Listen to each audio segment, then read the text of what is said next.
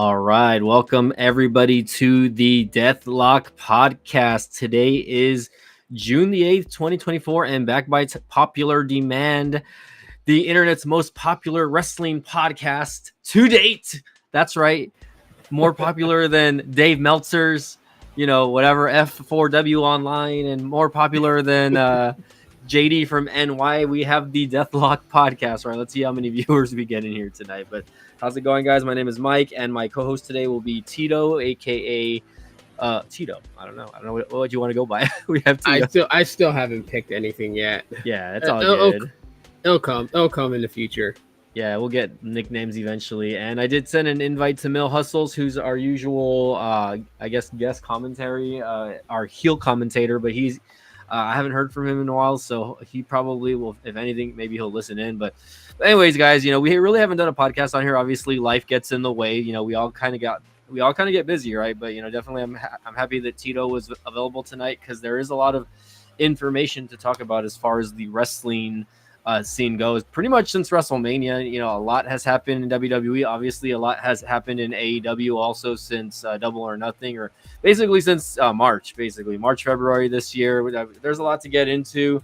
I'll get with Tito on if any whatever something specific he wants to talk about first, and then we'll just go from there. So Tito, as far as wrestling goes, right, what is something that stands out for you currently, or what's kind of got you going as far as either WWE or AEW right now?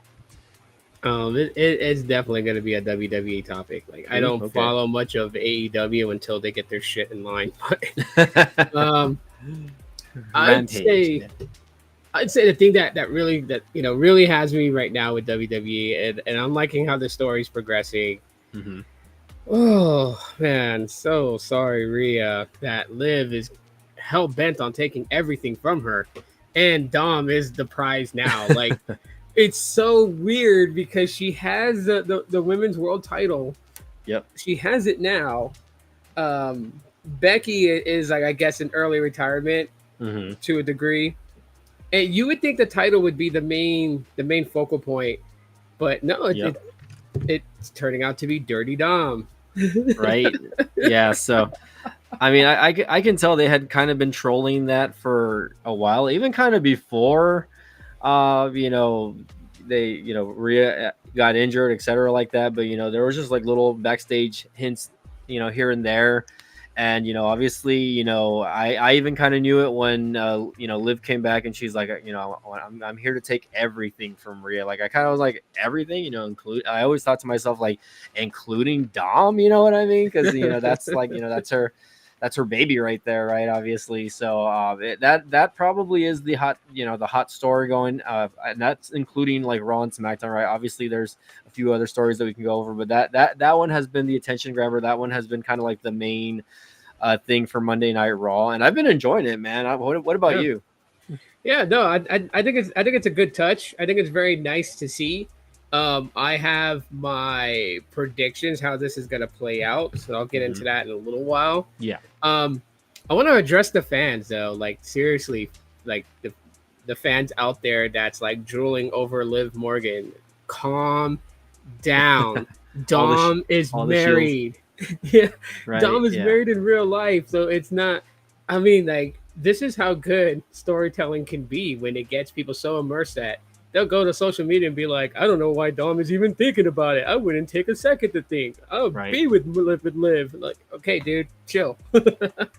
Right, and it's understandable, right? I mean, I would say 95% of the females in WWE are very attractive women, right? Obviously, Liv actually is recently single. I believe she was dating Taylor Wyndham, which Taylor Rotunda. Again, Taylor Rotunda, Wyndham, whatever you want to say. They were. For those who don't know who that is, Taylor is the younger brother of Bray Wyatt, aka Bo Dallas.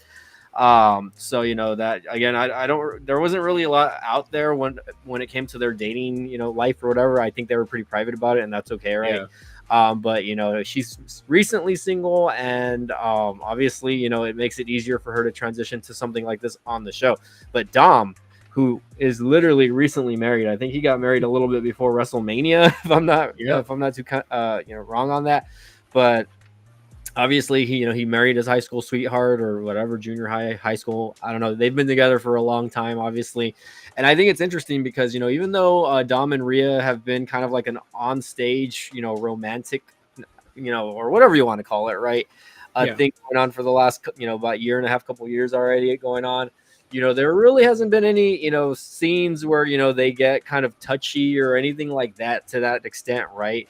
Yeah. We've never really seen that, and I've it's not something that I ever really questioned. You know what I mean? I just thought like, okay, like they're supposed to be together.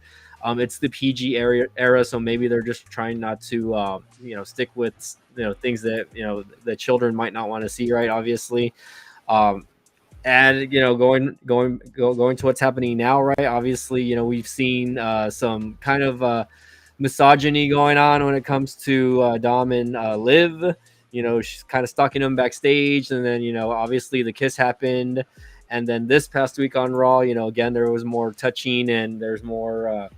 Just a lot of physical contact with her and Dom, and it's so hilarious. There's so many memes and videos going on the internet because Dom is like, he's holding back. Obviously, they're saying that he's like, what's the word I'm trying to go with, right? He's just being a good boy, right? He's being a very good guy, and he's being loyal to mommy. He's being very loyal, and I love the instances where like Finn Balor or the Judgment Day have to kind of get in the middle and kind of stop Liv from like kind of like putting her hands all over Dom, right?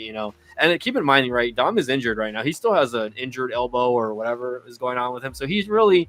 It's not like he can do a lot of stuff physically to kind of get Liv off of her if she's like jumping all over him and everything like that.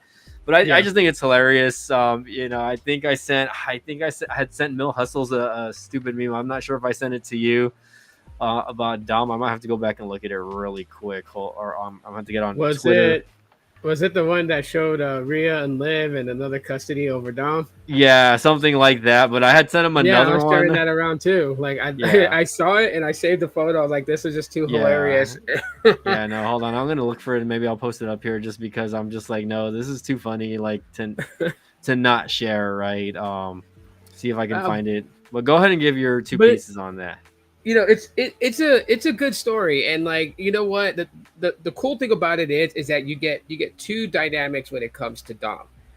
He has an audience presence with Rhea Ripley that's non-physical, yet the fans can feel the chemistry between them, almost to that extent. And really, when they were paying homage to Latino Heat in China, kind of doing the similar shtick, a lot of people really just on site saw that presence. And so they never really had to mention Eddie Guerrero. They didn't have to mention China to get people to kind of just already kind of see that dynamic between them. And we knew that basically Dom literally was supposed to be like Rhea's boy toy, her plaything. She seduced him, mesmerized him, had him turn against his dad, had him turn against Edge and join up with the Judgment Day. And since then, Dom has just been growing little by little by little by little with all that. Now seeing him with Liv Morgan, there is some physical touching happening here. Yeah, I shared that one. That's my favorite one. There was another one that I have that I need to go look for, but I'll try to find that right now. I think I had sent it to Mill Hustles. I like that one. That one's just too hilarious. It's just too hilarious. It's freaking hilarious. Yeah, we got Michael Loke in the house, our Joys of the San Joaquin Valley. Hang on one sec. I'll be right back.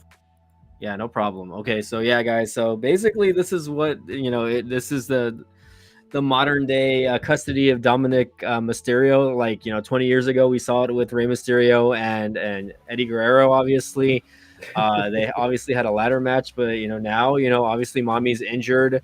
She's out. We probably might not see her until either SummerSlam or after SummerSlam. But it's definitely something that's going to a lot of people are going to have their eyes on. And it's so funny because like Dom is so over. He's been over for quite a while already. It's like he doesn't even have to say anything for him to get booed or have a reaction in the ring. And I think it's pretty insane. Like how I wouldn't say how popular he's gotten because like a lot of people are always gonna throw the shit out there saying like, oh, he's Rey Mysterio's son, right? He didn't really work hard to be where he's at, but like if you look at Dominic Mysterio and his body of work as far as like in ring ability and everything like that, yeah. I mean, maybe he hasn't had a lot of time to be on the mic and to kind of like get popular with the fans, just with his personality, right? But just all of these little things that have been happening around him have really made him popular, right? His feud with his dad a couple years ago, right? That match at WrestleMania where he got spanked and Rey Mysterio, little things like that, right? Obviously, when he turned heel and went the Judgment Day and up until now, right? Where again, he's really not saying a lot. He's just doing a lot more backstage stuff. Trying to get people into the Judgment Day, guys like Carlito, right? Trying to just pull moves and kind of be a businessman. But obviously, I mean, look at what he can do in the ring, right? I mean, he's a very safe worker, first of all. Like, that's one thing that I have noticed about him. Obviously, he's injured, right? I don't know exactly how his injury happened, right? But like that would be like one of his first injuries as far as him being there. He's been there for 4 or 5 years already. In the company already. I believe was it after post-COVID or pre-COVID that he kind of made his debut? I'm not quite sure. I know he had been doing like appearances off and on, but yeah, it was definitely around the time right before COVID hit. Yeah. Dom is, like he has my respect. He's not one of those wrestlers that, I kind of question just like how his advancement came to be. Yes, we know his dad is Rey Mysterio, and a lot of people can kind of point to that and be like, oh, he was handed the keys to the castle. I don't think so, especially him breaking away. Like, of course, they did what the fans wanted to see. They wanted to see a father-son tag team, and they put the straps on them to kind of solidify that moment. But they also broke them up as a team and had Dom betray his dad. So that way Dom can kind of grow on his own without needing to be hitched to his dad's wagon. And I think that was a very smart move for them to do that. Yeah. But on top of everything that's kind of going on, this is where the storytelling magic really just kind of kicks in. If you want to kind of predict how things will turn out, I would say that this is the perfect way for the Judgment Day to disband without literally disappointing fans. That's when Rhea comes back, my prediction is she's going to be mad obviously at Liv, but she's also going to be mad at Dom too as well, which I think would be the push that Dom needs to kind of just like flip on her and betray her, especially when she gets her rematch, for the women's world title, challenges Liv Morgan. We'll see Dom's turn there.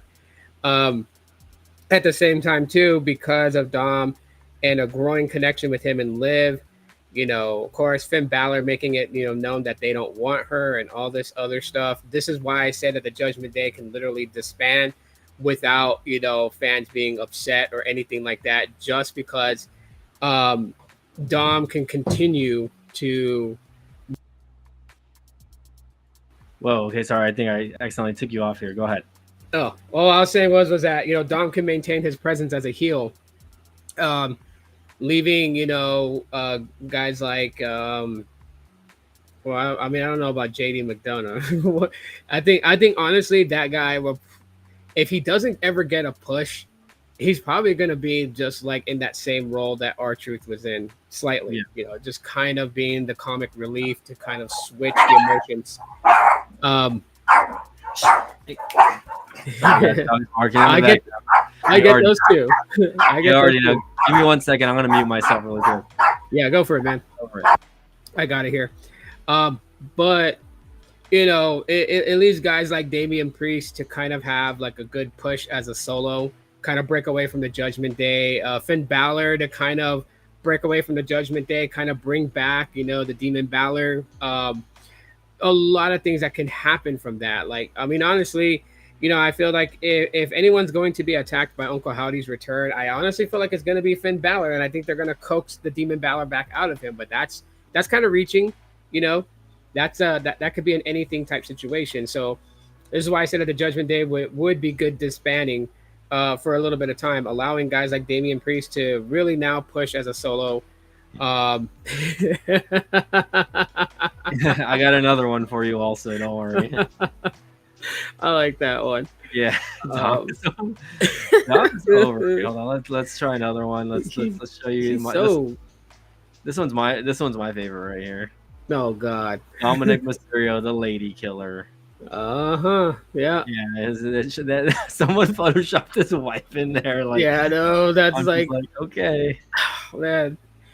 fucking fans are just they're fans are awesome. I love what they do.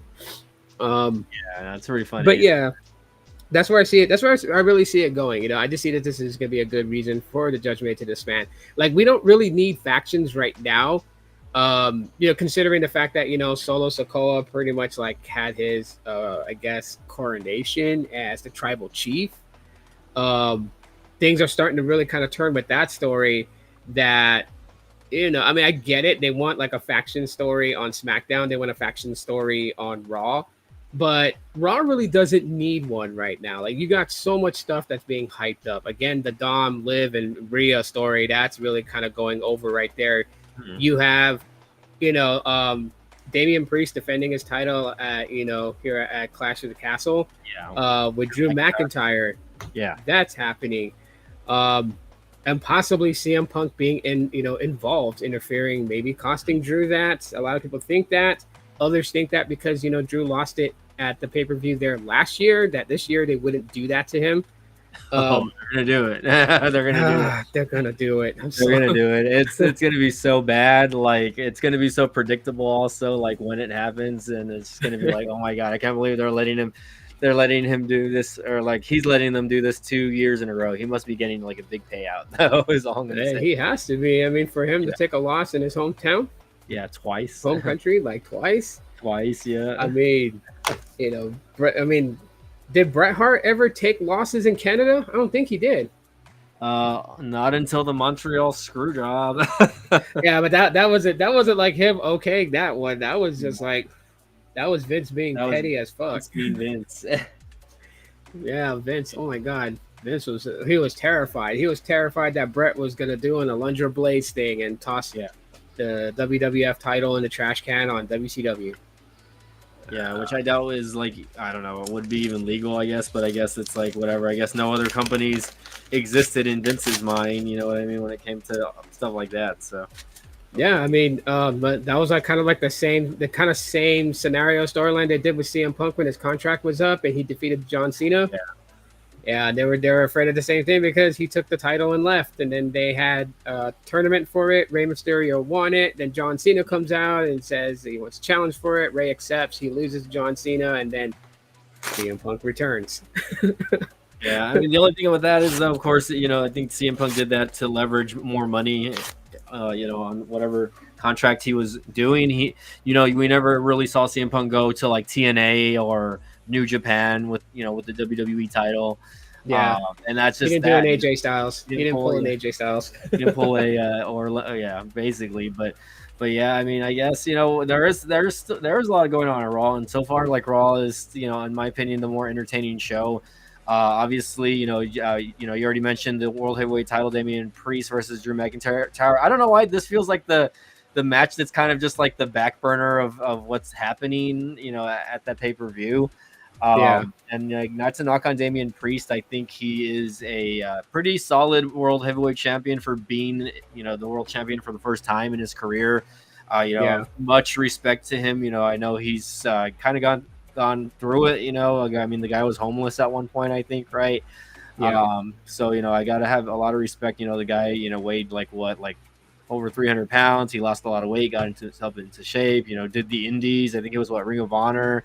Obviously he did NXT developmental, and he's just kind of been, you know, working his way up to the top. And I mean, you know, he's been kind of like there in the mid card, and then, you know, finally they gave him a chance, and, you know, I'm glad that, they gave him that chance. You know, he's got a good look, and, you know, like, again, mucho respeto for him because he's Latino.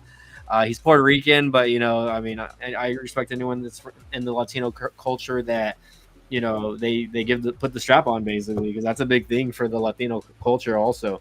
It is. It very much is. Yeah, it is. So I'm hoping they go back to Puerto Rico, and, you know, that he has a world heavyweight title match with Bad Bunny again, because that match last year was amazing. That was like my favorite match. That was a hell of a good match. I enjoyed that, you know, for having Bad Bunny, you know, being his opponent. Now, I've never really been a fan of, like, you know, actors, musicians being involved in matches, you know, just because I always felt like, you know what I mean, like, they didn't really have a lot of time to prepare or anything like that. But obviously, Bad Bunny being a huge fan of WWE, obviously that's something he wanted to do. He did train, you know. Yeah. Damian trained him for some of it, you know. So nothing wrong with that.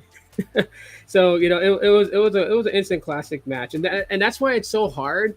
Like on Reddit, I go on Reddit as an alias, and I don't mind getting into heated debates with people on Reddit because sometimes I think that they're alias.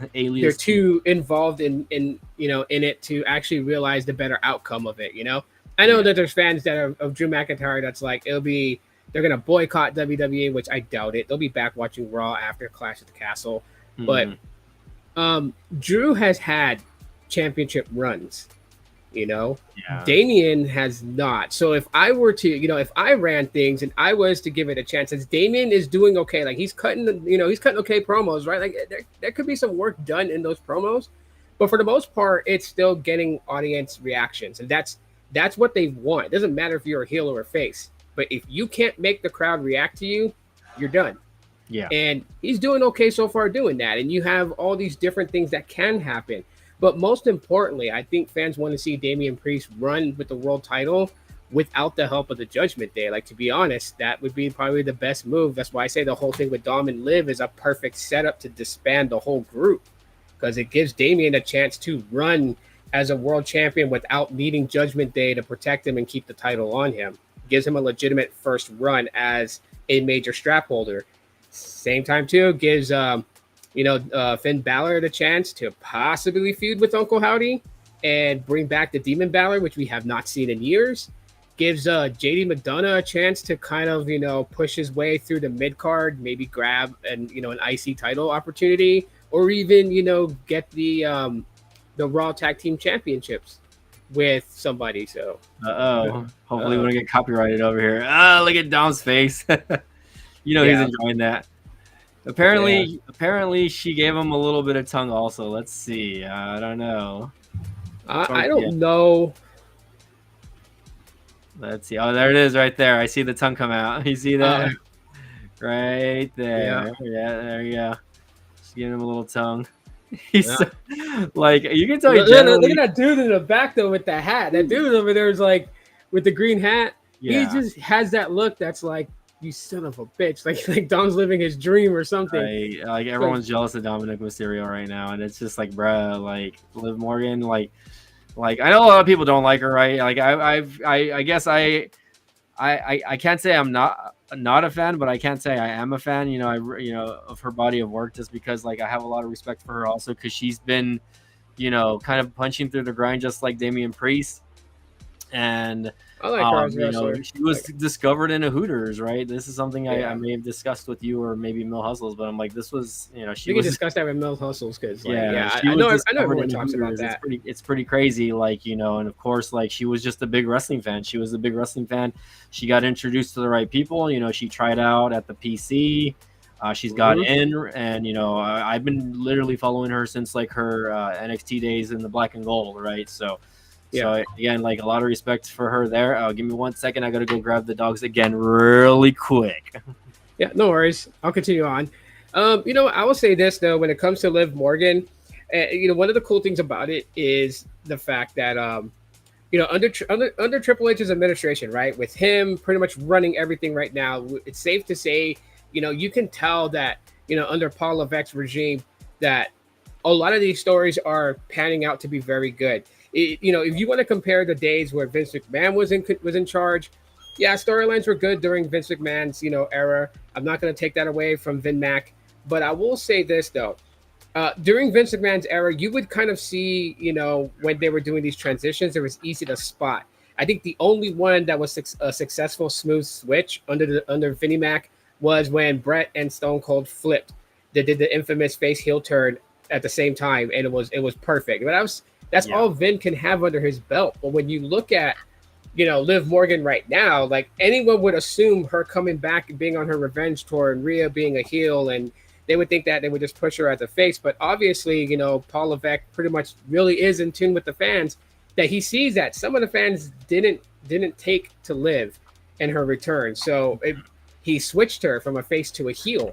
Yeah. And now she's playing that persona. But it's such a smooth transition that you're not even catching the hints until she's already like kind of like showing that attitude of it, and it's like, oh wow, like she's a heel. We know she's a heel. She's doing the heel things that a heel wrestler does. but she's not overselling it to just portray herself as a heel right away. It's like little things here and there. And what's even making the story even more beautiful is that Rhea is not even around, and already she's got a face turn. Like who gets a face turn without even being? Well, the only other one that we can say that is Roman Reigns right now. Yeah, that's the only other one that we can say that he's going to get a face turn, and they're not even there. Like, it's ridiculous. But that shows you how popular wrestling is right now, and that shows you how much the fans are invested into some of these characters. And I'm gonna grab something real quick. I'll be right back. Yeah, go ahead. So going back to that, right? The fans are really invested into the characters now, right? And we haven't really seen this since the Attitude Era, basically. Maybe portions of the Ruthless Aggression area, right? But even back then, they really only focused on the world title, and they didn't give a shit about any of the others. So the mid card title, the tag team championships, all the lower, titles, they didn't really mean anything. I feel like, between 2010 and 2020, they really just were not focusing on character development, and they were just trying to put shows out there. And their wrestling was good to a certain degree, right? John Cena was still the face, Cena was still the face, during that time. And then, come 2014, 2015, basically when the network came out, right, we started seeing more of that. With the NXT Black and Gold, right? We started seeing actual characters develop, and that's when I noticed, hey, I'm starting to care about wrestling again, right? Because during those other years, again, I would say probably between 2007 and 2000 and again 2007 2014. That's really when I didn't care about WWE. I kind of stopped watching. It kind of just dropped the ball for me. But regardless, to address this comment you got pulled up. The fact that Mr. Joyce at San Joaquin Valley says they most likely did that for publicity, ratings, and views. I mean, to an extent, I wouldn't say that they did it because they're desperately needing ratings. Trust me, WWE is not starving for ratings. For views, they would get the views regardless if Dom and Liv, kissed or whatever, right? Publicity, I don't think so on that part. Just because people who don't even really care for wrestling have already heard about Dom and Liv, right? It's one of those things where it's I wouldn't dumb down the show and say that that it's starving for any type of rating and stuff like that. I mean, they're literally spanking AEW ratings, to be quite honest. So yeah, they're not starving for anything like that. But I mean, at the same time too, yeah, of course, Liv right now is just really on that. She oh man, it's so good. I'm just like, damn, why couldn't they have put Paul in charge before the acquisition when Endeavor took over?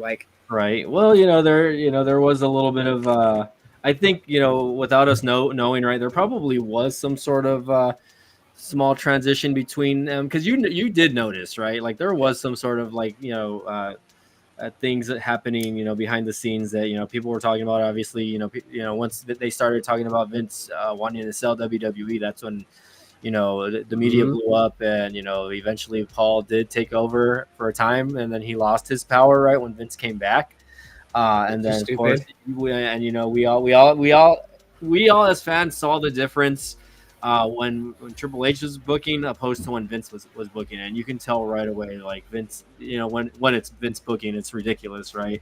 Right. But anyways, not that we want to talk about Vince McMahon right now. Yeah, but I do kind of want to switch tracks. So you've seen that that people have been posting that, I guess, Rebecca Quinn has showed up on AEW. Have you seen that? They're posting that she has showed up on AEW, or are there rumors that? They're rumors from people. They have I haven't seen an actual photo, but they're saying because she is a free agent that she did show up at AEW, but not to come out to the crowd or anything like that, but in fact that she was there. Yeah. And I'm like Rebecca, Becky Lynch, don't do it. Don't do it unless you're ready to get a lifetime injury commitment to where you're on borrowed time, because that is a wrestler's worst thing, is sustaining an injury that could later on come back to haunt them and force a retirement. like Stone Cold Steve Austin and the neck injury, and Edge, Lita. Like, come on. I mean, you look at Big E, you know, he's out. He's out. Like, injuries are no joke. I don't know why people think it's so cool. Like, oh yeah, they're AEW lets them do more because they're brave. No, because they're unsafe. Like, I love being entertained, you know, by these pro wrestlers. One thing I don't want for them is to do something, you know, for that one spark in the bottle moment that's going to cost them the rest of their career. So yeah, if it's true, if she's debating on going there, Rebecca Quinn, don't do it. I'm telling you, like, yes, you'll get the push, you know, obviously, because, you know, Tony Khan is just like how they were running things in TNA. Oh, you're a former WWE star.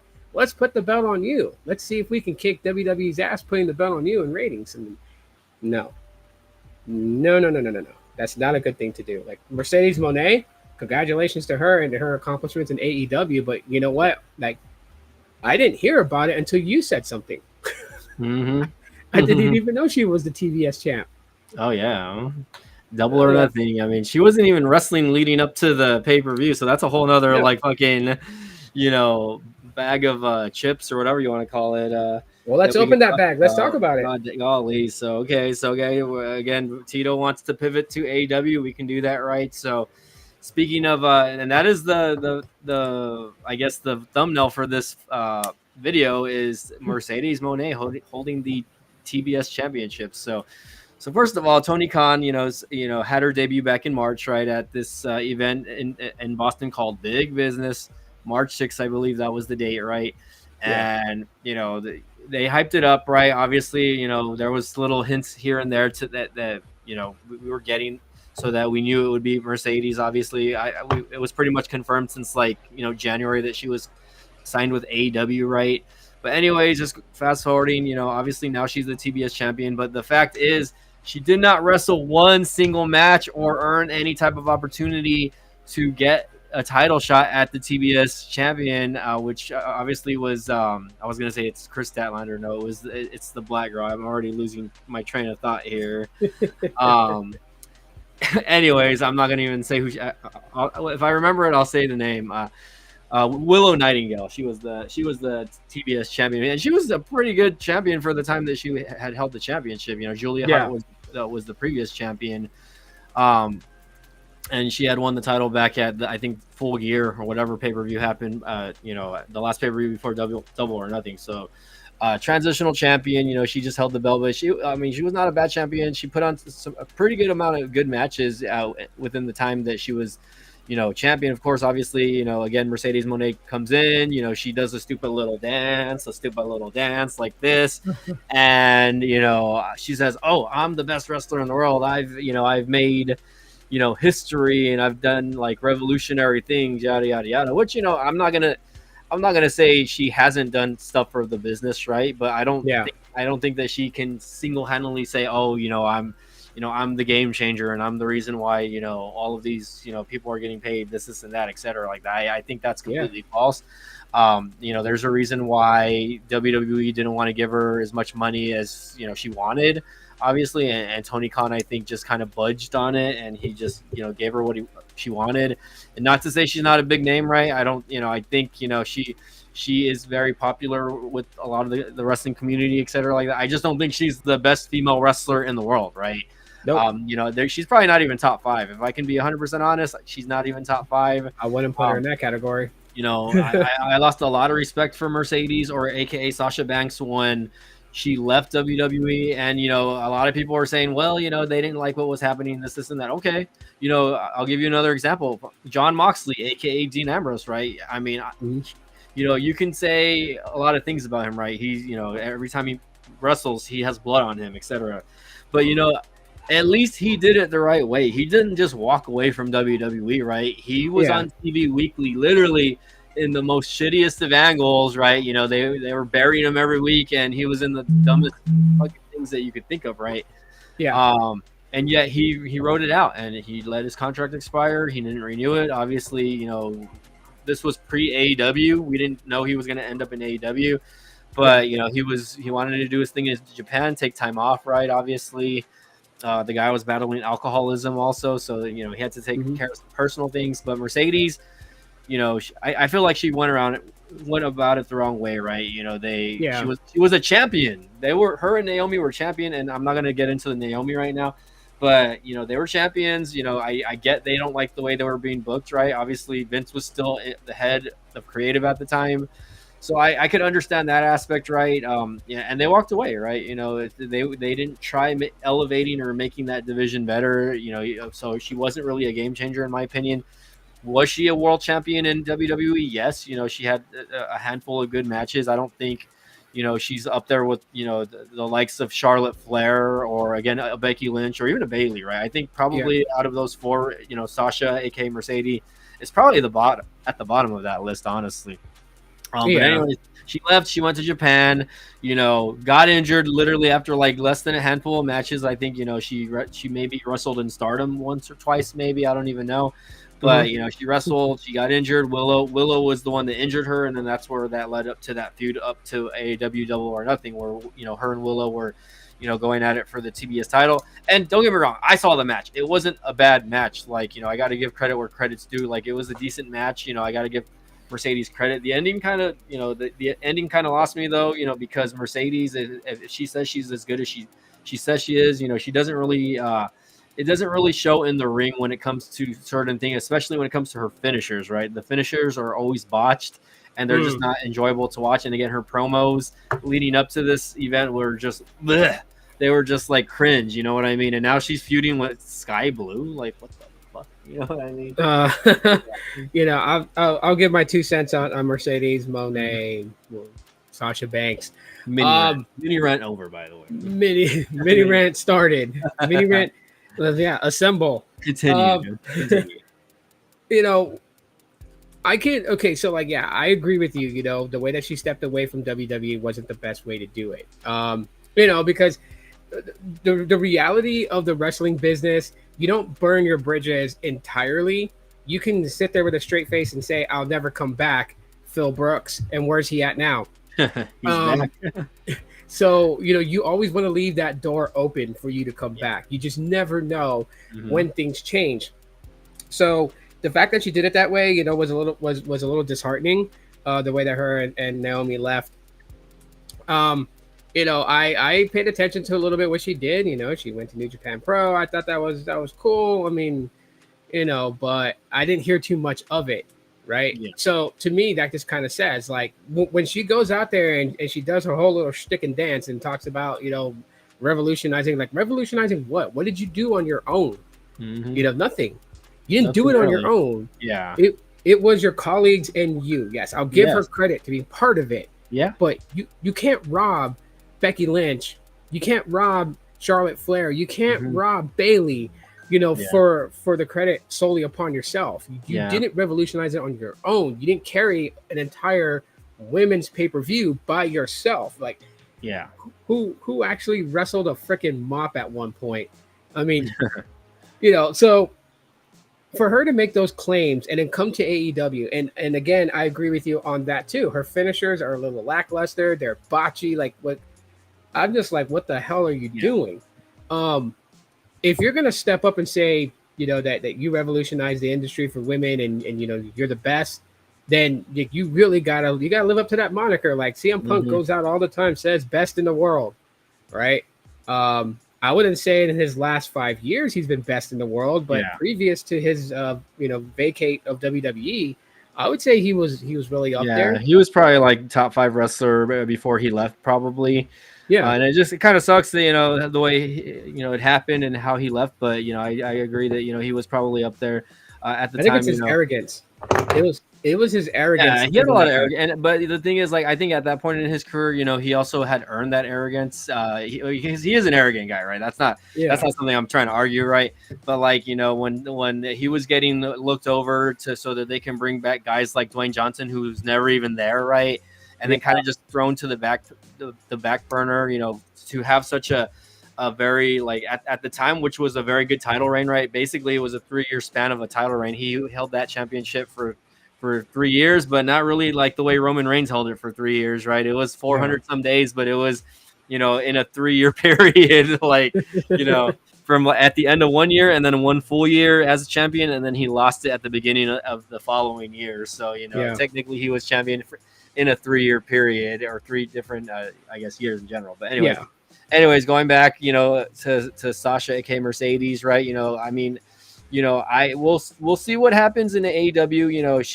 She wrestled this past Wednesday on Dynamite. I don't know if you watched that match or not. Nope. But there was a match. I wasn't really disappointed in that match. I was just like, okay, she's starting to do TV. She's starting to actually get on there and wrestle matches, right? So again, it's one of those things where I'm gonna see where this goes, but right now I'm still skeptical as a fan of as long as we have been fans, right? Yeah. So for those watching, right, if you guys discover this channel later on, just know that I've been watching wrestling for probably a little over 30 years on my part. You know what I mean? I'm sure Tito can say the same thing, as well. So been a fan since I was a kid. But I don't know. Was there anything that you wanted to add to the Mercedes shtick or anything like that? I'm going to add something here. I'm just checking to see if my wife came home because my dogs are barking. Yeah, I hear German that. Shepherd's barking. So it could be somebody that walked in front of my apartment. Ooh. But anyways, I got my German Shepherd Velvet. So that's the deep voice. If you hear a deep bark, that's her. I'll say this with Sasha Banks, Mercedes Moné, before people get mad about it. Like, I'm ready to see when she gets into that phase of humbleness. Every wrestler hits that mark. They're very arrogant when they're younger. They're hungry, determined, and they think that they bring so much value to the company that they're in. And then later on down the road, they're just happy to be in front of fans again. I mean, again, I compare it to Phil because of the way Phil left the company and came back. But there is a huge difference that you see in him now and what he was then. Yeah. And that's why I talked about the arrogance. The arrogance then, yes, well deserved. I mean, he's done a lot to earn that right to be arrogant in the company around that time. Now, when you see him, he's not really arrogant at all. I mean, he'll let you know that he can still go the distance on the microphone. Oh, yeah. And he'll hit you with some truths. But when he says best in the world, it's so different when he says it now because it's not coming from an egotistical, arrogant point. It's coming from a humble, arrogant point. Arrogant in the fact that he's put in so much work in the industry. And he went outside the industry and it may not have favored for him in UFC, but got to give it to him that he tried. Like, how many guys that do professional wrestling are willing to get in the ring with someone and really fight somebody? Besides Brock Lesnar. That Brock Lesnar's a freak of freaking nature. That's a whole different thing. But I feel like that, she will come to that point where she will be humbled and we will see her again in WWE. And I think if she comes back to WWE, I honestly feel like they'll book her in some really good ones. And she would be great, to kind of just help the younger ones come up, the new fresh meat that comes in. So we'll wait to see on that. But I kind of laugh when she puts herself on that high pedestal. And then being in AEW of all places, the place where you can, that should be AEW's moniker. Come to AEW. We'll give you a fat contract, pay you well, let you do what you want, and then shelf you. Yeah, I mean, or you go and you wrestle for a couple months and then you break a leg. Just a small example right here. Adam Copeland, aka Edge, right, who literally signed late last year, and we can get into that. I'll go ahead and open that door, right? Where again, Double or Nothing, right? A spot that probably should not have happened, and I don't know why these two decided to go through with it. I think if anyone should have jumped off the top of that cage, it should have been Black and not Edge, right? Edge should have taken the bump rather than go for the bump, But a broken femur or whatever the hell he broke, I think he broke his part of his leg, required surgery, and he's going to be out probably for a good year. If he heals well, if everything goes well, right, and again, so they're going to have to kind of shorten the story between him and Christian Cage. Now, of course, that already kind of happened, right? There was already a feud between him and his his BFF Christian Cage, but I don't think there was any thing that said that it was really over. They just kind of got away from it, and Edge went and did his thing, and continued to do the thing with the TNT Championship, and really was trying to make it a relevant championship, which I can respect, right? But now he's gone, and again, because Tony Khan doesn't know how to say no, or he's just giving these wrestlers too much freedom when it comes to spots in these matches, right? And again, I think we already talked about this probably on some other stream. I think probably one of the tech streams. I think we got into it a little bit, but yeah, let's throw Tony Khan off that cage. Yeah, see how he. Yeah, again, Tony Khan is, I know he's been taking a few bumps lately, right? He took the Meltzer driver, whatever you want to call it, and then he got thrown off the stage and he rolled down the stage at one point, right? Whoa, like, you know what I mean? But, cool, okay, cool, right? Tony Khan, but at the same time, look at the injury list of, probably your top wrestlers that most of them are out, right? Guys like Adam Copeland, you have Adam Cole, Kenny Omega's been out. Not to say Kenny Omega was injured because of what wrestling, right? But it was a condition. But anyways, just there's several other names on that list, right? High profile names that are just out, that people people want to see in the ring, and we can't see them because they either get injured at these wrestling events, or just something stupid happens, a dumb botch, or something happens where they get injured, and their personal life. Yeah, even personal life, man. And I'm Darby directing that Allin, to Jeff Hardy. I'm going at Jeff Hardy. Yeah, I'm talking about Darby Allin as well, because he does a lot of stupid shit, outside of his ring. He's basically a stunt double. He does a lot of videos where he does stupid shit as well. He's like the Jackass shows. So again, going back to that, right? Tony Khan needs to really reinitialize, or whatever you want to call it, and just hire someone that's gonna tell these people no. Say, hey, you can't freaking do this. And I hate to say it, right, but CM Punk was kind of right. When he was still in AEW, when it came to dumb spots happening, right? Like when he told Jack Perry, hey, you're not gonna fucking, you're not gonna take that bump on the glass here on my show Collision, right?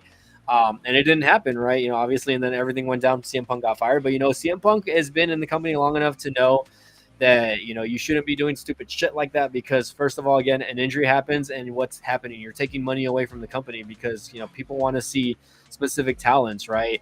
Yeah. And if they're not there, then they're not going to buy tickets. They're not. And again, the crowds in the AEW have been really noticeable. Obviously, when they're trying to fill up a 10,000 seat stadium, and TK is only able to sell 2,000 to 3,000 tickets at most, right?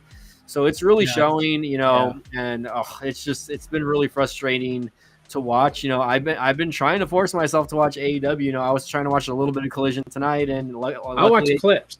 Yeah, that's how I get my stuff. I'll go on YouTube and I'll watch AEW. Well, so the good thing about AEW is that they have a YouTube channel, and literally every segment has a highlight clip. So that's like 5 to 7 minutes. So even if you missed, the match, at least you're gonna see like part of the story or what's happening, right? Yeah. So, again, that's just something that I'm just like really upset about, like, because again, there's so many good talents that are injured out there that could be helping the show right now, and obviously they're not. Yeah, so, you know that Tony's got to be feeling that, because the way that they maneuver titles so quickly between stars, just to see if we put the belt on this person, what are we getting out of it, and then if they don't get what they're expecting ratings wise and views, then they'll put the title on somebody else and see what they could do. It's a game of musical chairs, and they don't have to do that. They just have to, like you said, either Tony's got to put on his big boy pants and grow a set of grapefruits like Vince McMahon and say no, or if he knows that he can't do it, hire someone that can. Yeah, not Kevin Nash. Don't Kevin Nash. or Eric Bischoff for that matter, or Vince Russo. Keep Vince Russo out of there. But anyways, Mill Hustles would probably disagree, because I think Mill Hustles is buddies with Vince Russo. But anyways, going back to AEW, right? Again, I wanna enjoy watching it, but like, there's one thing I can say, right? The pay-per-views are enjoyable to watch, right? The matches are good, right? I can't complain about that. Although I can say watching this last pay-per-view, Double or Nothing, which I didn't pay for, by the way, I might have used one of those websites that you can watch for free. But anyways, I might have used it, and it was enjoyable. The matches were good. I think probably and we'll get into this character right here, because he is also a big name in AEW currently.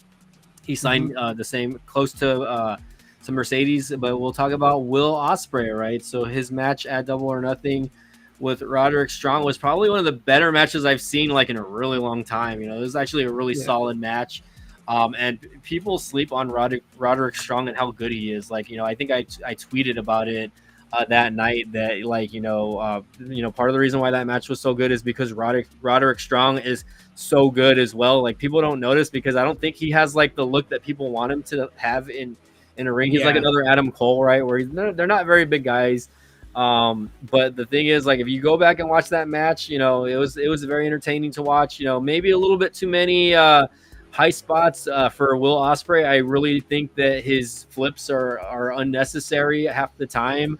It's like, really, bro, you have to do like 10 flips just to like kick somebody in the head, like, or like, you know, all of the reversals. Like, there's so many reversals now that I'm seeing in Will Ospreay matches, and I'm kind of just getting annoyed because I'm just like, this really isn't necessary, right? Yeah, you know, not for every match, especially you know, pay-per-views. Yeah, especially because those pay-per-views that like that specific one I think dragged on like 5.5, 6 hours. So it was a really long pay-per-view. But anyways, you know, again, going back to Will Ospreay, again, he's been getting over with the crowd. He had a little bit of heat at the beginning when he transferred over because, you know, he did make a comment about, Triple H, you know, even though Triple H was interviewed, during the WrestleMania week. And, you know, he said Triple H was basically saying, oh, I don't want people that are not about the grind, you know, that don't want to be here, right? Basically, right? Yeah. And, a lot of people thought Triple H was talking about Will Ospreay, right? But he could have been talking about anybody, right? You know, because, I mean, they're constantly scouting and looking for people, to come over to the company. So, you know, Triple H, you know, is a very smart man, obviously, to be in the position he's in. And he has all the world of experience for him to say shit like that, right? But in any case, right, guys like Will Ospreay, who have basically, you know, have had a very, I wouldn't say a light schedule, but, you know, they're not doing the schedule that WWE does. So, you know, he thought it was a personal attack on him. So after he, you know, debuted or whatever, you know, he got on the mic and he cut a promo and he basically called Triple H out. Now, I don't recall him saying Triple H's name, but obviously, you know, we knew who he was talking about, right? And I feel like that hurt him a little bit because I was just like, bro, like, you shouldn't even be fucking talking about this stupid shit, you know?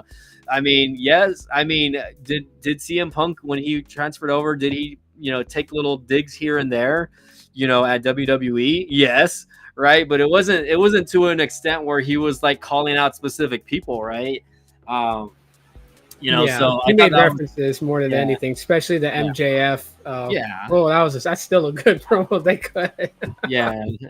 But for sure, like, you know, about him being the lesser Miz, or, you know, you're just, and again, it is what it is, right? But, you know, Phil is friends with the Miz, I'm sure, right? These guys, you know, they were all there, you know, at a good time in WWE, so, you know, he felt comfortable in saying that. To me, that's a compliment, right? For the Miz, right? He wasn't really shooting at him or anything like that. But yeah, no, he wasn't really dissing on them. I mean, the only reference he really made to Triple H that people really caught was when he told MJF that the only way he would make it big in the company is if Tony had a daughter.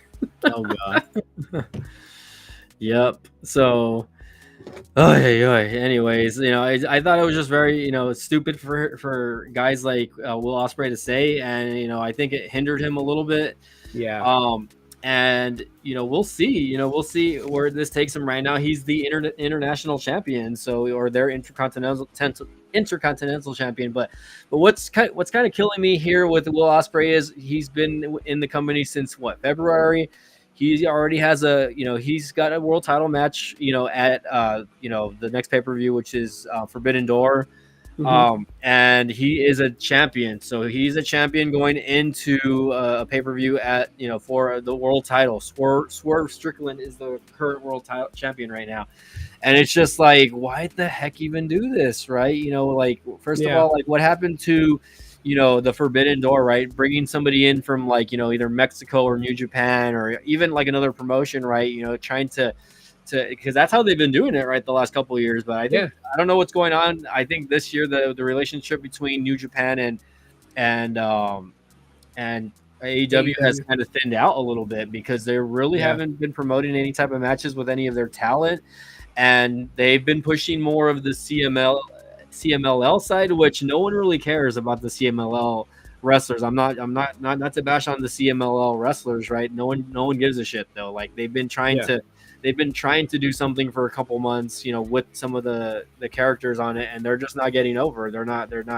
None of the fan base is interested, and I don't blame them. Like you can still use guys like Brian Danielson to try to hype up these matches. I got to see one when I went to the Collision show back in I think it was February.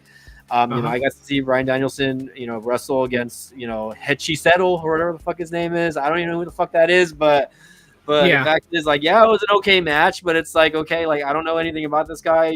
Make me care, right? Tony Khan needs to learn how to tell us who these people are. They can't just say, oh, Excalibur just can't say, oh, next we have Daniel Bryan or Brian Danielson versus Hechi Settle from Mexico. And I'm just like, okay. I don't know. I have no idea, but yeah, you pretty much hit the spot there. Yes, you can definitely see when it comes to relationships between AEW and New Japan Pro and even TNA. They're really thinning out. It could be the same things that that we've been saying about AEW all along. It could be the unsafe work practices. Maybe these companies they're not really wanting to do so much with AEW until they start having a safer practice. Mhm. At the end of the day, yes, these are top talents from New Japan Pro, top talents from TNA, and other promotions that they're lending these guys to AEW to put on a show. And the last thing they want is to send over a top person, a moneymaker for their promotion, and that person gets injured in an AEW event, because it doesn't just impact AEW, it impacts the promotion that said wrestler came from. Mhm. And I think that's why the relationships are thinning out with them. I think they really are pushing Tony to get into that position of just like, okay, you know what? Like we're gonna drive towards giving fans, that experience they want, but we got to do it in a much safer way. So certain things you guys think might work, if it's too dangerous, we're not gonna do it. And then you're gonna put his foot down and stop being that little fucking 10-year-old kid with wrestling action figures and a play ring in his bedroom, making matches and doing. Yeah, it just doesn't work in real life. You can't do that with people's lives. And until he changes his tune around, I don't really have support for AEW, no matter what talent they have and how good of a match they can put on. As I just don't want to see these guys end up, cutting their years in the business like in half, because they decided to take a spot, take a bump, do something. At the same time, too, like I said, earlier, like I was hitting on Jeff Hardy because I was a Jeff Hardy fan. I told you guys that so many times before. Like I even did the thing where I dyed my hair multiple different colors just to emulate what he was. I don't even know how to do the dance. The sad part about Jeff, and like if they were to make a documentary, his documentary would start out from humble beginnings to excitement and getting into the business at a very young age. Yeah. And then, fighting against the status quo and, refusing rehab, refusing drug treatment, and his, Victory Road mess up with the guy that he idolized, Sting. And now to where he's at right now, it's like you look in AEW, botched moves. He has no stability. You look at him, he's so frail. You don't think that he can take these aerial acrobatic moves anymore. And Jeff is abusing again. For those who are fans of his, he is abusing again.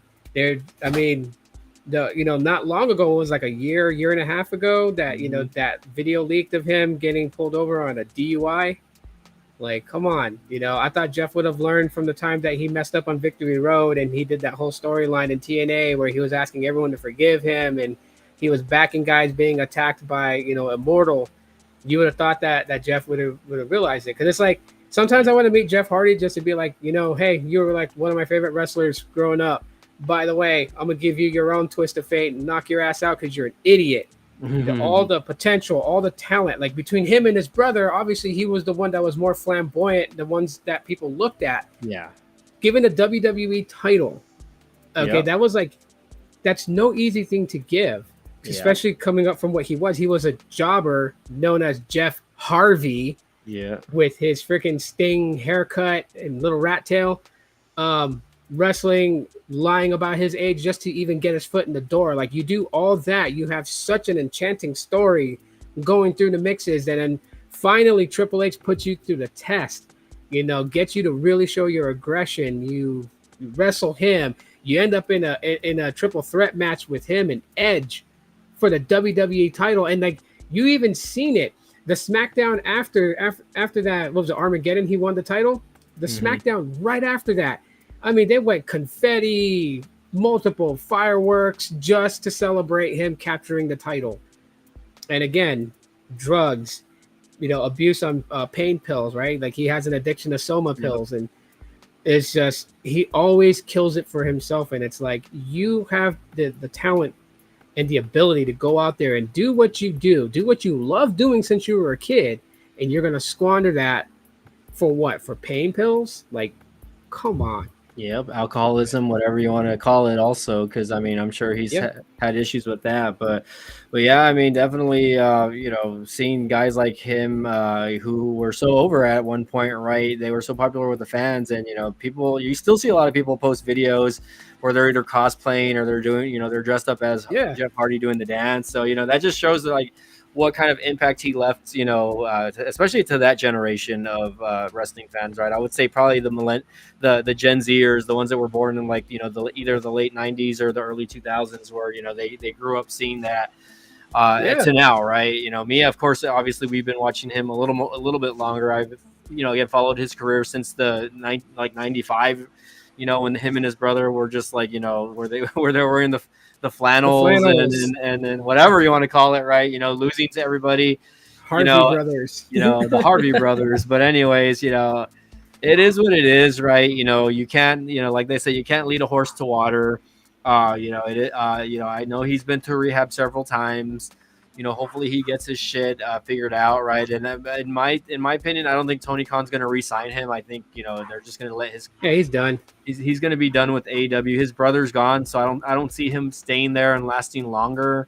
I hope that he gets his shit together, and hopefully WWE will acknowledge him and his brother, and they will both be in the Hall of Fame. Within the next 5 years. I hope that's something that's going to happen for them. I'll share something with you. This is kind of crazy. I want to share this with you. This happened like, I think it was like 13 years ago. I had this dream. It was so cool in my dream because I dreamt that I was at a WrestleMania, and there was a storyline that was going on that led up to kind of like the reunion of the Brood. But it was such a weird factor to it because in the beginning of the match, it was Gangrel, Edge, and Christian. Because everyone, when they think the Brood, they think of Edge, they think of Christian, right? But people forgot that at a certain point when Edge and Christian broke away from Gangrel, the Hardys took the place in becoming the new Brood. So this whole faction going to war with the younger wrestlers, and as the trio was getting overpowered, again, the Brood music hits, the flame goes around the ring, and the Hardys rise up from it. And I woke up from that dream, I was like, damn, that'd be so cool to see like a Brood reunion, but with like all 5 members. Like that would be so cool. It'll never happen now. Yeah, but you never know. I mean, you still might get. Well, I mean, I know obviously Edge and Christian like a are Legends in thing, like AEW a now. Legends appearance, but I don't ever see it being like an actual like full. Because like if I wanted to see the Brood come back, like take the younger Hardys and Edge, Christian, and Gangrel and put them against the Judgment Day of today. Like, to me, that would be like a pretty decent war, like at Survivor Series War Games, Which, speaking of that, I love to just do these quick transitions. All right. So Solo Sikoa putting himself as the tribal chief, and Tongaloa and Tama Tonga basically, having this nice little feud going on. Kevin Owens and the Street Profits. A lot of people really, really hyped up on this whole thing of a Bloodline Civil feud. Yep. I know you're saying that Roman is flipping face without even having to be on screen, right? Yeah. It's most likely. I mean, of course, fans are probably going to side with his bloodline. I don't see him coming back with an actual like a face attitude. Yeah. I believe they're going to let him maintain that whole I'm the one tribal chief, I'm in God mode arrogance that he had, but feud with Solo, who will probably remind Roman that you were on God mode till you lost to Cody and screwed it for the entire family. And I think that's the angle they're going to play. But humble him a little bit. Yeah, try to humble him a little bit. Mostly just, light a fire under his ass, and also kind of force Roman to kind of make amends with Jay, He don't have to make amends with Jimmy because Jimmy went back to him, but he'll have to make amends with Sami Zayn. He'll have to earn the trust and respect of Kevin Owens. Do you see that being that? And do you think there's even more players on Solo side that's eventually going to pop up? Like people say, Jacob Fatu is going to show up. Some think that, Zilla Fatu is going to show. What do you think? Yeah, I mean, I think this. Yeah, I mean, this is something that I think we all, for like I would say the non-hardcore fans, right? I mean, the ones that actually pay attention to wrestling and the storylines, right? This is something that we're going to see play out. I don't know if it's going to lead into Survivor Series and War Games. I think this is something that might also even lead up to WrestleMania next year. But we'll see, right? Because I don't know. I mean, obviously Reigns is still gone. And Clash of the Castle is happening, right? What do we have after that? So I think it's Money in the Bank and then SummerSlam. Yep. So we're only a couple of pay-per-views away from SummerSlam, and then what do we have after that? Survivor Series in November, late October. I think it's November. But anyways, I mean, I know we're still like months and months away, but I mean, I don't know. I just don't see Roman Reigns coming back. I don't see him coming back until after SummerSlam, actually. So I don't know exactly where this. Yeah, I don't know where this is going specifically, right? But obviously Jimmy Uso is hurt right now. Sami Zayn has his own thing with going on. He is the Intercontinental Champion right now, and he's pretty over right now with Chad Gable in that storyline. So I don't know. I mean, if this were to pivot, right, this has to start either around Money in the Bank or even Clash of the Castle, right? I think what happens is, okay, Zayn loses the championship, right? And then also, right, Jimmy Uso is very hot right now on Monday Night Raw. So Jimmy Uso proclaimed that he's going to win Money in the Bank, right? So they're trying to make Jimmy Uso a top face for the company as well. And I see it happening. But at the same time, to get them involved, they're both of those guys are doing their own thing. And then to kind of have them transition back, because again, they're on different shows as well. So I feel like it's going to be hard for them to, I guess, for something to happen. You know what I mean? I can see that. But again, going back to your question, right? Do I see someone else coming in and joining the Bloodline? Yes, like you said, Jacob Fatu, right? Who we all thought was going to debut recently, but it was the other sibling or whatever. Not Tanga Loa, but Loa Tonga. I don't know their fucking names. Yeah, Tonga Loa. Tama Tonga came first, and then Tonga Loa came after. Tama Tonga and then Tonga Loa. Yeah, so it's just like it's kind of hard to say, right? And of course, if you watch SmackDown this week, basically, Solo basically did proclaim himself as the new tribal chief, right? And he named Tama Tonga as his right-hand man. So now, we have kind of a new bloodline in the works, right? Paul Heyman, who, is there, right? He's doing a great job doing his part, acting like, he's a scared old man that just is taking orders from, and of course, if you guys watched SmackDown, you heard that they were chanting, "We want Roman," right? So, the baby face thing is going to be imminent, even if, Roman doesn't, technically return as a baby face. I think it's going to happen, right? Oh, but for sure. I do think that it's going to be a thing where Roman Reigns is going to come back and he's not going to have any help, right? There's not going to be anyone to back him up. He is going to be by himself. Yeah, he made too many enemies. And, we're gonna see something. I'm not sure if anything's going to happen at Survivor Series War Games. I mean, if that does happen, they really have to jump the ball on the storyline, because again, like I said, Jimmy, Sammy, and then Jay, they all have stuff going on. Jimmy's out injured. Who knows when he's going to come back? Who's going to fill that spot? Obviously, maybe KO, because KO is technically still feuding with the Bloodline currently, right? I feel like Kevin Owens has just been feuding with the Bloodline for like the past fucking 3 years. Like, he can't get away from them. Like him and Randy Orton, right? I know Orton's also doing his own thing, right? He hasn't really done much since the Saudi Arabia show, right? But I'm sure they're probably going to get him involved once he comes. I don't think he was on SmackDown this week. I wasn't really paying attention. But anyways, it's gonna be an interesting lead up. Again, I think Roman Reigns either he does come back at SummerSlam or he comes back the show after SummerSlam, right? There's going to be something significant has to happen where Roman Reigns is going to show up, whether it be with Paul Heyman and Solo Sikoa, or maybe the new bloodline, they start rampaging not just on SmackDown but on Monday Night Raw as well, right? They're maybe just trying to take over every little space that WWE has to offer. And to a certain point, the old bloodline did that as well, right? We saw that and they dominated, right? And that's what I mean. A lot of people like that, but at the same time, it's like it's got a different feel. And I'm not trying to bash New Bloodline, but everyone hates New Bloodline. Come on, I mean, I think WWE is doing their job when it comes to this storyline. Yeah, I totally agree with you. I do think that if Roman has any type of return, it's gonna happen either at SummerSlam or after SummerSlam. And to be honest with you, the story can go either two ways because Kevin Owens is still currently feuding with the Bloodline. Mm-hmm. Jey Uso is getting we know he's getting a push. I don't see this year being his year that they're going to put the strap on him. I think they're going to do a nice build for him so that way there's no question when he's front runner for either the world title or the WWE championship that he belongs in that spot. What I do think is because Dwayne Johnson is getting so much heat outside of the company.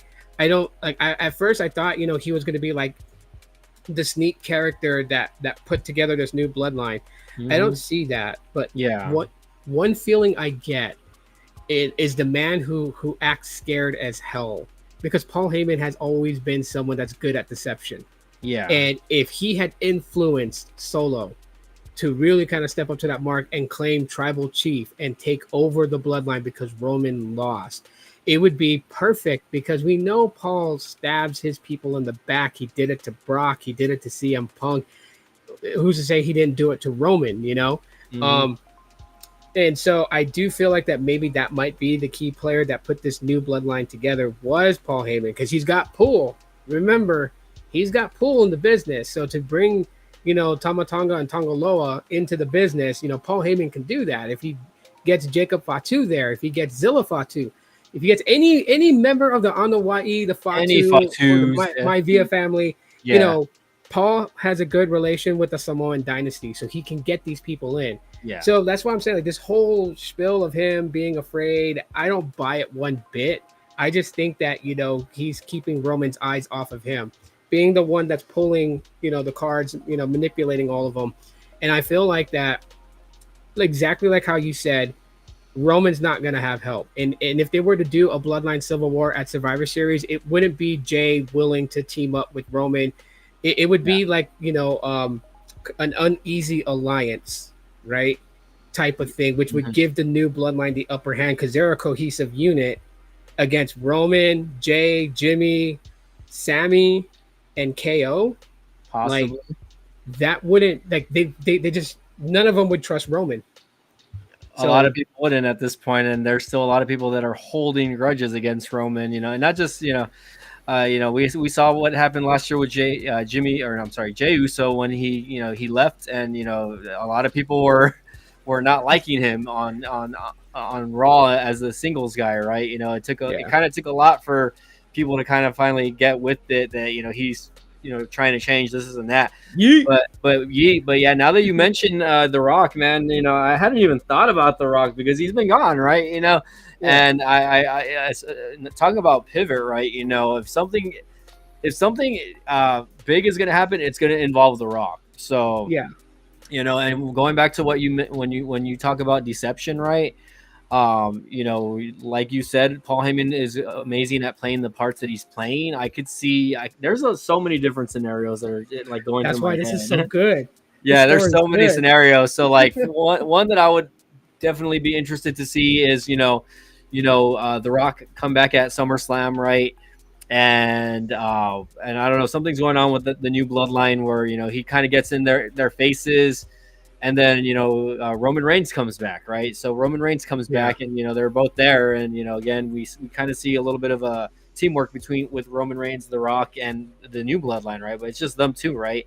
So, of course, right, I think, there has to be some sort of a plot twist, right? Where I think probably they're going to go back to The Rock being the final boss or, the main guy, the main villain.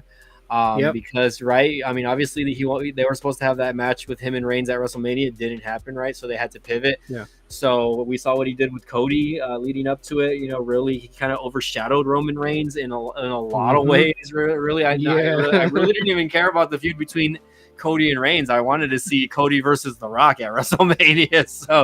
Yeah. So that would have been fun to watch. But obviously, I know The Rock is not like a full-time wrestler, so it would have taken a lot of time and preparation for him to just have a singles match like that, which I'm fine that he was just in a tag match. I'm glad it happened the way it happened, right? Yeah. You know, but again, something has to happen where The Rock, you know, again, there needs to be some sort of betrayal.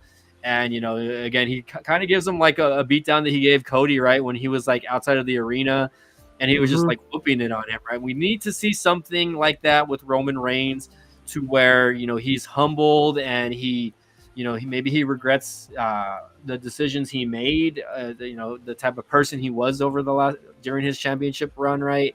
Not to say that he was 100% bad, right? I feel like a lot of people like, you know, think that Roman Reigns was a mega heel. He really wasn't, right? Yeah, I don't think he was. No, but he was on a very, very, very different level Yeah. and a very good one.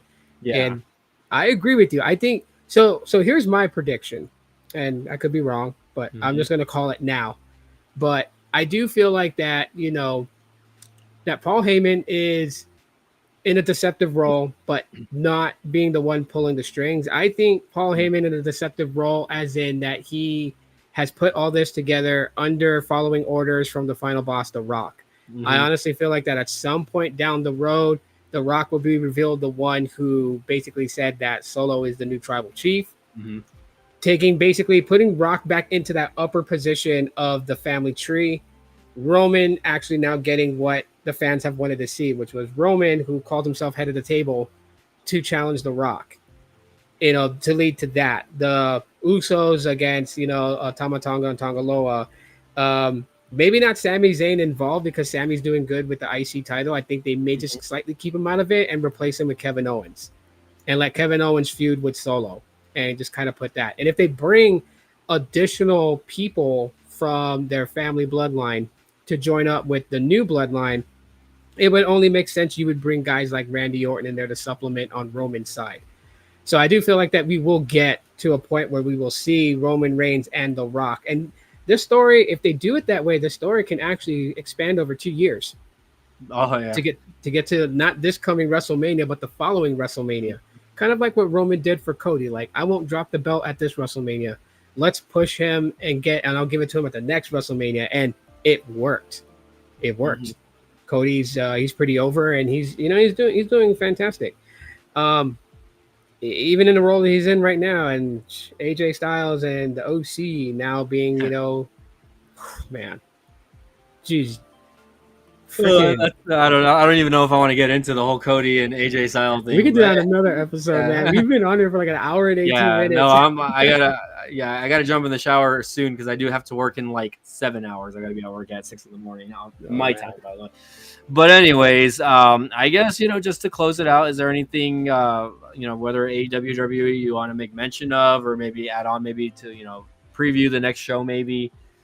Yeah, so I guess, you know, for a preview for the next show, we're probably just going to pick up where we left off and kind of go into what's coming up at you know, Clash of the Castle. Yeah. But I will say this, in a leaving note, Tony Khan, pull your head out of your ass. And I promise you, Tony, if you do that, because you got that nice Brillo pad on your head, your butthole will be squeaky clean. So just do us all a favor and take care of your talent.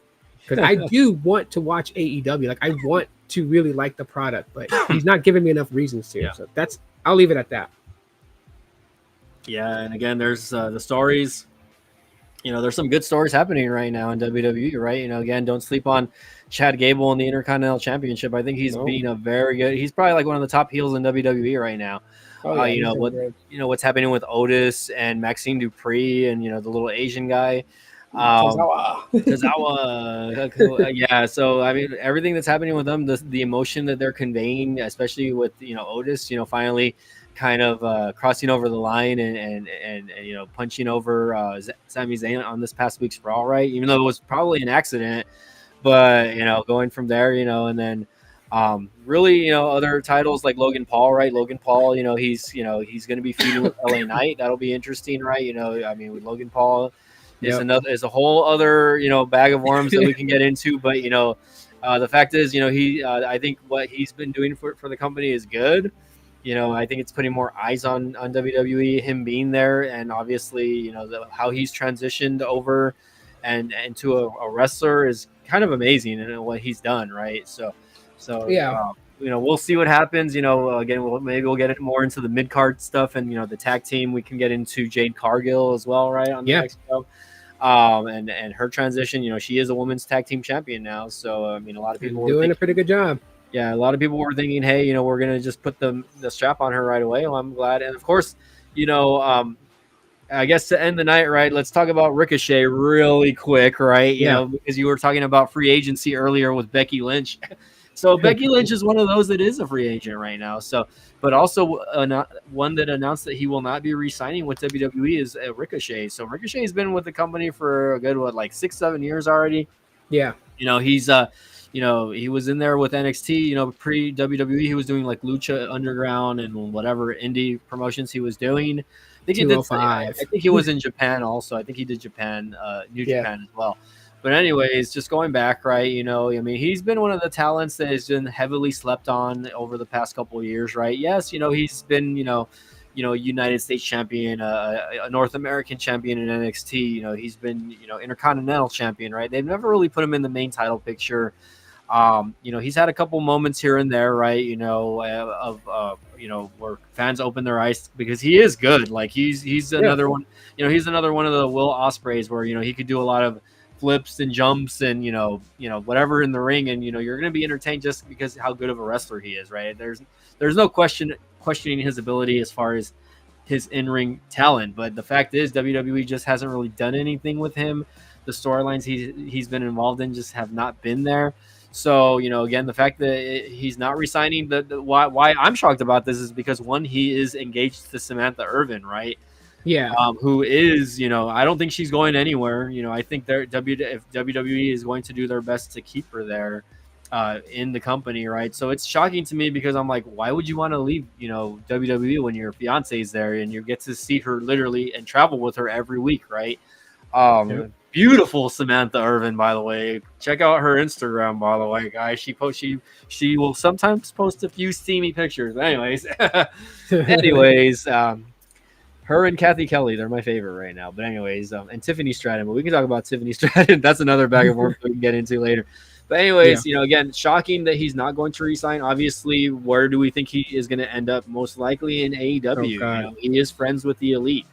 And I'm sure they are pushing for him to go over. Although again, it's one of those signings where I just don't think he's going to maybe have a match here or there, whether it be with like guys like Will Ospreay or Kenny Omega, or if Kenny Omega ever recovers and comes back.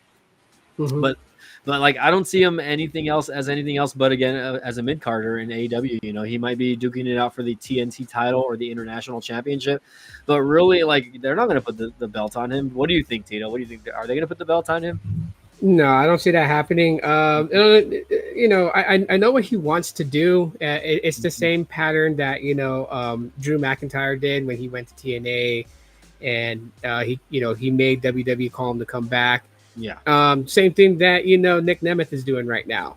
So I think he has it in his mind because right now, all they've really done with him in WWE is make him the modern day Evan Bourne, and I get it. He wants to hit that top spot, but you could do all the the acrobatic moves. You can you can wow the fans and everything like that, but you also have to be able to show some ground technique, and I do feel that he has that.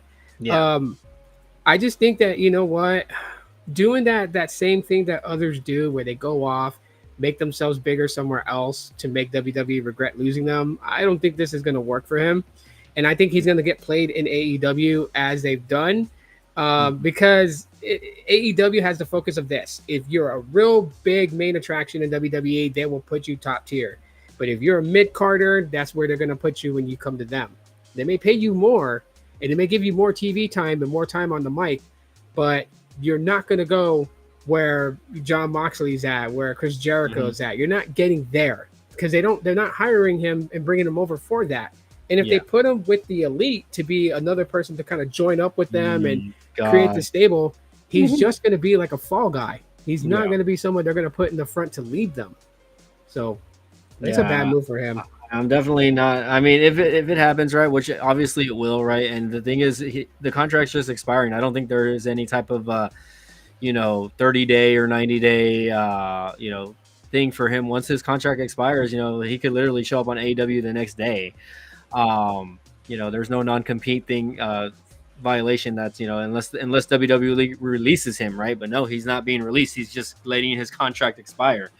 Yeah. So and if he ends up in AEW, I would respect him more if he went to TNA, honestly. But again, because you do have guys that he's worked with, guys like Nick Namath, like you said, Dolph Ziggler, Ali also, right, is over there. I think he's their X Division champion right now, if I'm not correct on that. I think he's still the X Division champion on that company, and it'll just be interesting, right? Because maybe it's also maybe a shoot or a work, whatever you want to call it, where he leaves, he joins TNA, right? And of course, that's when we start to see more crossovers between WWE and TNA, because we're already getting it with the next NXT pay-per-view. We're getting Jordynne Grace versus Roxanne Perez for the NXT Women's Championship, right? So who's not to say, hey, we're going to see more crossovers, right? With that, of course, again, a big troll would be AJ Styles, right? Watch he'd end up quitting. And then we see him end up in TNA on one of the TNA shows. He wins the world title over there, which probably would be very easy for him to do. And then come back, or show up on WWE TV with the TNA Championship, and there again be some sort of crossover. A lot of people are hinting that Endeavor, that TKO might buy TNA as well. So who knows? I mean, I don't know if that's going to actually happen. But, that'd be crazy if it did. But I actually like that, because it would be great for AJ to hit back to TNA, like a homecoming thing. Yeah. At the same time, still maintain his presence in WWE and be champion of TNA and appear in WWE with that title. Well, we can talk about that in the next one. So much to talk about, man. We need to get Mill Hustles in the stream next time. So again, guys, thanks again for watching. Titus, Joy, I don't know if you want to answer Joy's question really quick. He did have a tech question. He said, I have a tech question. Assuming that you only subscribe to one streaming app, would you keep YouTube Premium, or would you try a new streaming service through your ISP? I'm gonna stick with what I'm doing right now. So right. I've tried that. Believe me, I've gone to like different platforms. I don't even know what the hell I still have. I know I have Odyssey. I have Odyssey still going, because everything that I upload on YouTube auto uploads to Odyssey. But I'll be honest with you, I never go on Odyssey to check comments or anything like that. So I don't even know what's happening there. I know there's all these new different streaming platforms and stuff like that. I'm just going to stick to where people know to find me, because that seems to work best. Trying to eat outside your plate doesn't always pan out the way you think it will. So that's just my advice to any creator out there who's like, I'm going to go try something else. Like, yes, I did bring back my Twitch channel, and that's just, to like have a presence on Twitch, but it's not something that I'm looking to grow a fan base on. It's just like, it keeps a catalog of my live streams on there too. In case YouTube ever goes down, I have a backup place to find all my videos. So I mean, I highly doubt YouTube ever goes down unless the grid goes down and we all are in like World War IV over here or something like that. So we'll see. Knock on wood. But anyways, guys, let me see. Just giving shout outs over here to Titus. Also, he said, hope the weekend is going good. Clash of the Champions sounds interesting. Yep. I mean, we'll see. We're a couple of weeks away from that already. Yeah, 7 days. Yeah, 7 days. Okay, less than a week. Sheesh, I'm already like. My stuff is, my perception on stuff, the time is gone. Are you free on Friday next week or Thursday?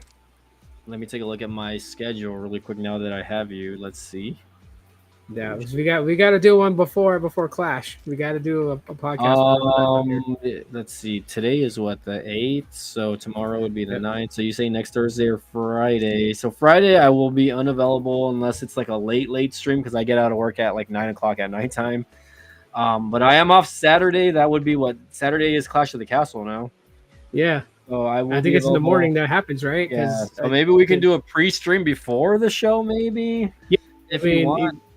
I can get up early enough to do it. Well, I'll be off Thursday evening also, but I'm working an ugly shift that day. I'm working 7 a.m. to 3 that day, so I'm probably gonna go home, like nap it, and then I'll have the evening free. So maybe we can do something in the evening also. It's up the to evening you. the evening sounds fine on Thursday then, because the evening for you will still be like afternoon for me. Yeah, well, it would You're 2 probably be hours like ahead of me. closer to 8 or 9 o'clock my time. So I don't Maybe have to be 6 o'clock my time. Yeah, so I don't have to work early on Fridays, so I can at least stay up a little late on the stream, and maybe again we can get Mill Hustles in the house if he is available. So okay, we'll follow up on that. You know, again, I'll try to message you on Thursday and see what's going on. So hopefully you're not too busy, and we'll see what's up. All right, sounds good. All right, guys. See ya. Hopefully y'all have a good night. Thanks again for joining in on the Deathlock Pod tonight. You know, any final words? Not really. Not at this point. I'm saving everything for the next podcast that we do. It'll be a banger. So you guys turn on notifications so you guys can join in right when we start. You won't miss like our opening, shtick and dance. Come on now. Yeah, sounds good. Yeah, smash that like button, by the way, and get us to 50 subscribers. I think we're sitting like at 36 or 38 on the channel. So guys, share the content. And again, you all have a great night. We will see you